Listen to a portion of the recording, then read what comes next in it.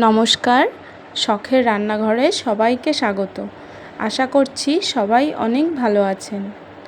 আজকে নতুন একটা ভিডিও নিয়ে আপনাদের সামনে চলে এসেছি।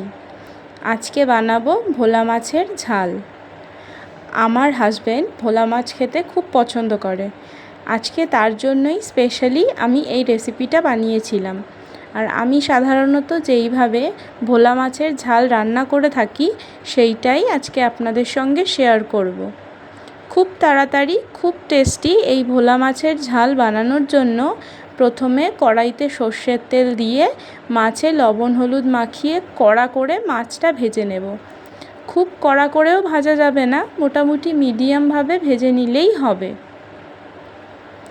এরপর তেলে ফোড়ন দিয়ে দেব কালো জিরে।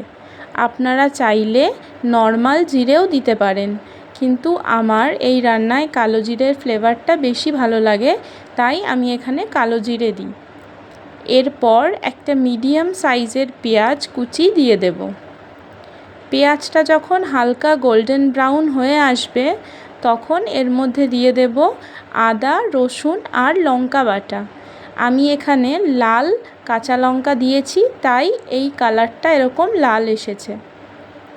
আপনারা আপনাদের টেস্টের অ্যাকর্ডিং ঝালটা দেবেন। সব কিছু একসঙ্গে ভালোভাবে মেশানোর পর দিয়ে দেব অল্প হলুদ, স্বাদ মতো লবণ আর দেব জিরে গুঁড়ো। এবার সব মশলাগুলো একসঙ্গে খুব ভালোভাবে কষিয়ে নেব। মশলা যত ভালোভাবে কষানো হবে রান্নার টেস্ট কিন্তু তত বাড়বে।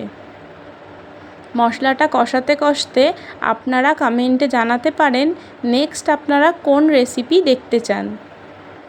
তাহলে নেক্সট ভিডিওতে আমি সেই রেসিপিটা বানানোর চেষ্টা করব। যখন মশলা থেকে তেল সেপারেট হয়ে যাবে আমি এখানে পরিমাণ মতো জল দিয়ে দেব। খুব বেশি জল দেব না, কারণ এটা মাছের ঝাল হবে তাই। আমি সবসময় রান্নায় গরম জল দিই, আপনারাও গরম জল দিয়ে দেখবেন, স্বাদের অনেকটাই ডিফারেন্স হয়। গ্রেভিটা ফুটে এলে মাছগুলো দিয়ে মিনিট 7 মতো রান্না করে নেব, যাতে মাছের ফ্লেভারটা গ্রেভিতে আর গ্রেভির ফ্লেভারটা মাছের মধ্যে খুব ভালোভাবে চলে যায়। এরপর ভালোভাবে একটু নাড়াচাড়া করে মাছটা রান্না করে নেব। আপনাদের যতটুকু গ্রেভি প্রয়োজন সেই হিসেবে গ্রেভি রেখে নামিয়ে নিলেই তৈরি হয়ে যাবে ভোলা মাছের ঝাল।